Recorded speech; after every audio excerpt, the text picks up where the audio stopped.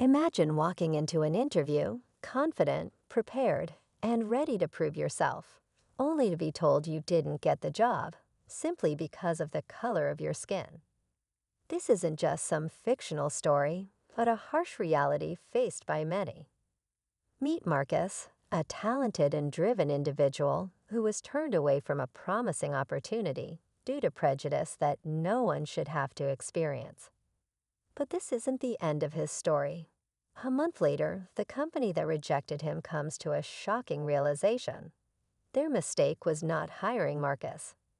What they didn't see was his true potential, and now they're facing the consequences of their decision. Stay tuned as we dive deeper into how one man's journey to prove himself not only changed his life, but also forced an entire company to confront their own biases. How did it all unfold? Let's find out. Marcus had been eyeing the job for months. He had the right qualifications, the right experience, and a passion for the work that was evident in every interaction. When he walked into the interview room, he felt ready to finally take the next step in his career. But instead of the handshake he was expecting, he left with an empty promise. "We'll be in touch." Days turned into weeks, and eventually he received the email, a polite rejection with no explanation.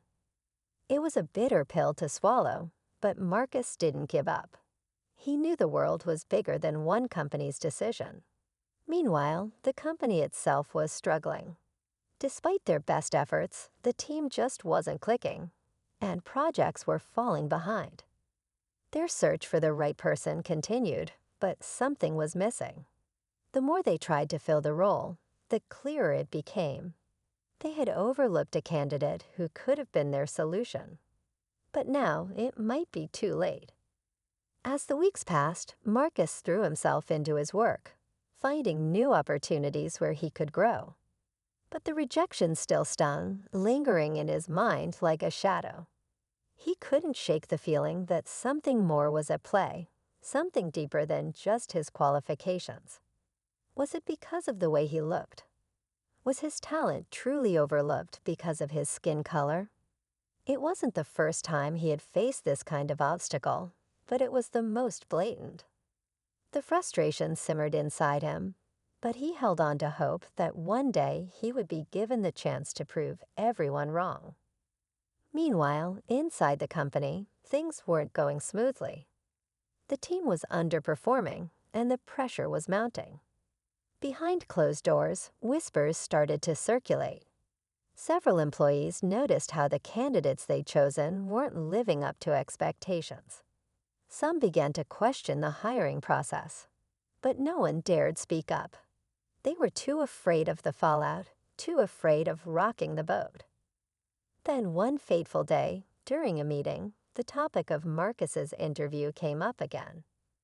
One of the senior managers, who had initially supported his rejection, was starting to regret the decision. They needed someone like him, someone who could bring fresh ideas and real talent. But the company's reputation was on the line now.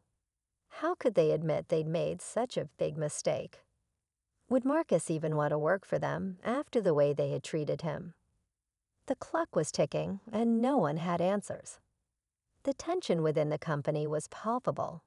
As the weeks dragged on, the cracks in their decisions became undeniable. More projects fell behind schedule, and morale among the team members was at an all-time low. The pressure was mounting to fix things, but no one could seem to put a finger on the real problem. The company's leaders couldn't ignore it any longer. They had to find a solution, but it was clear that the current hiring strategy was failing them.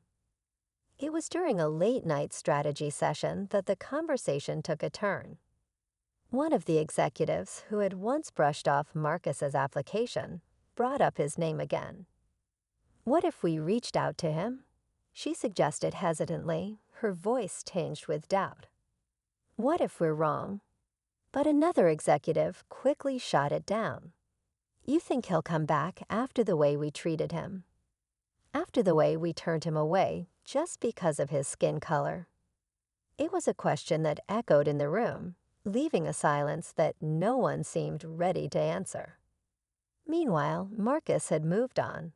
He had found a new role that was challenging and rewarding, but every now and then the thought of what could have been at that company lingered. He had proven himself in other places, and it felt like progress. Still, a part of him couldn't let go of the rejection, or the idea of them regretting it now. What if they came crawling back, asking for a second chance? Would he even want to go? In the quiet of his apartment, Marcus stared at his phone, debating. Then the message came. A simple, direct text from the company. "Can we talk?" The words hung in the air, suspended in time. Marcus stared at the message, his thumb hovering over the screen. A wave of emotion flooded over him, confusion, anger, and a hint of curiosity. He had moved on, hadn't he? The rejection, the disappointment, all of it had shaped him into someone stronger, more determined. Yet here they were, reaching out like nothing had ever happened. His mind raced, questioning their motives. Why now? After everything? He finally responded, keeping it short. "What do you want?" He wasn't sure what he expected, but the response that came shook him. "We made a mistake. We'd like to discuss a role we think you'd be perfect for. Can you meet tomorrow?" The next day, Marcus walked into the company's office, his stomach a knot of unease. He tried to stay calm, but he couldn't ignore the weight of what had happened.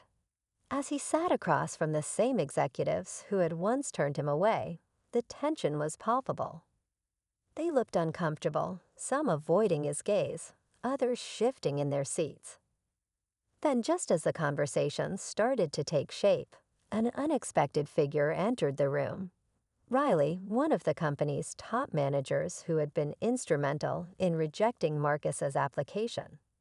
Riley's presence threw everything off balance. What was she doing here? Before anyone could explain, Riley spoke, her voice cold and sharp. "I'm sure you're wondering why we're all here. Let me make it clear. I never wanted him to come in. I told you wasn't the right fit, but now..." Her eyes flicked toward the others, and for the first time, there was hesitation in her tone. "Now I'm starting to wonder if the problem wasn't with him after all." The room fell silent. Marcus' pulse quickened. Was this some kind of manipulation? Or was there more to this than just a regretful hiring mistake? And what did Riley mean by the problem wasn't with him? Had they really been blind to the bigger issue all along? The door slammed open, and suddenly a third person entered. Another former employee, someone who had been let go just days before Marcus' interview. She held a stack of papers in her hand. "I think it's time you all saw this," she said, laying the papers on the table. The truth was about to come to light, but Marcus still didn't know how deep this rabbit hole went. And what he was about to hear might change everything, for him and for the company. Marcus stared down at the stack of papers the former employee had placed in front of him. His mind raced, trying to process what he was seeing. It wasn't just a list of names or financial reports. It was a series of emails, internal memos, and notes, all pointing to something far darker than he had imagined. The company had been grappling with a culture of bias for years. Riley's rejection of Marcus had been part of a pattern of subtle racism that had been sweeping through the hiring process, leaving talented candidates like Marcus out of the picture. The former employee, Emma, spoke up, her voice quiet but firm. They knew. They all knew about it, but no one wanted to speak up. "I couldn't stay quiet anymore. You deserved to know the truth." Her words hit Marcus harder than he expected. He had suspected there was more to the rejection, but to see the proof in front of him, in black and white, it was both validating and horrifying. Riley, sitting across the table, looked visibly shaken. She shifted uncomfortably, but instead of defending herself, she slumped back in her chair. "I didn't think it would get this far," she whispered. "I thought it was just easier this way. The room was thick with tension, but Marcus didn't know what to feel. Anger, relief, betrayal, maybe all of them at once. It was a lot to process, but one thing was clear. He had been a victim of a system that didn't value him, despite his obvious qualifications. And now he had the power to expose it. He looked at the executives, his voice steady but cutting. "So what's the plan now? Are you going to fix this? Or just sweep it under the rug again?" The silence stretched out. The executives exchanged uneasy glances. Finally, the senior manager who had initially wanted to reach out to Marcus spoke. "We're going to do everything we can to make this right. Starting with transparency. We'll change the hiring process. We'll hold ourselves accountable." But as Marcus began to digest the company's apology, something else nagged at him. Something about the timing of it all felt off. He had a gut feeling, one he couldn't shake. Was this truly about accountability, or was it about damage control? Before he could voice his doubts, Emma dropped the final bombshell. "There's one more thing," she said, pulling out a final set of documents. This wasn't just about Marcus. The company has been in talks with investors to cover up these issues. They've been preparing for a major rebranding, and I have the proof. They were going to sweep it all under the rug, until now. Marcus' heart raced. The company wasn't just playing damage control. It was planning a complete PR overhaul, hoping the public would never learn the truth. This wasn't just about one hire. It was a systemic issue that reached much deeper than he had ever imagined. The room went cold. The executives exchanged hurried looks, trying to figure out how to spin this. But Marcus wasn't going to let them. Not anymore. "You wanted me to come back for a second chance," he said, standing up. "But now I'm giving you a choice. You can fix this, or I can expose it." There was a long, pregnant pause. The company's future was hanging in the balance, and Marcus held the power now. He wasn't just fighting for his own place in the company anymore. He was fighting for something much bigger. For accountability. For justice, and for everyone who had been wronged before him. Then, just as the tension reached its peak, his phone buzzed.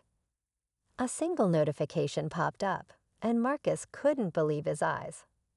It was an alert, breaking news. The headline read, "Investors pull funding from company amid allegations of racism and systemic bias in hiring practices. Someone had gotten to the press before Marcus could make his move. The room exploded into chaos. But Marcus, now standing tall, couldn't help but feel a strange sense of satisfaction. The truth was finally out. And though the battle wasn't over, this was a victory, a step toward change that no one could ignore. The news hit like a shockwave, and within hours, the company's board was scrambling to manage the fallout. Investors pulled their funding, and the media coverage was relentless. The company's top executives were forced to address the allegations, launching an internal investigation into their hiring practices and systemic issues. For Marcus, it was both a victory and a bittersweet moment. He had never wanted to be part of a scandal, but the truth had to come out. As for Marcus, he was offered a chance to join another company that had been watching the unfolding drama. They were committed to diversity, inclusion, and transparency, values Marcus knew were more than just buzzwords. He took the job, knowing his journey had taken him somewhere better. The experience left him with a deeper understanding of the battles others face and a commitment to never letting injustice go unnoticed again. His story was one of resilience and a reminder that sometimes change only happens when you fight for it.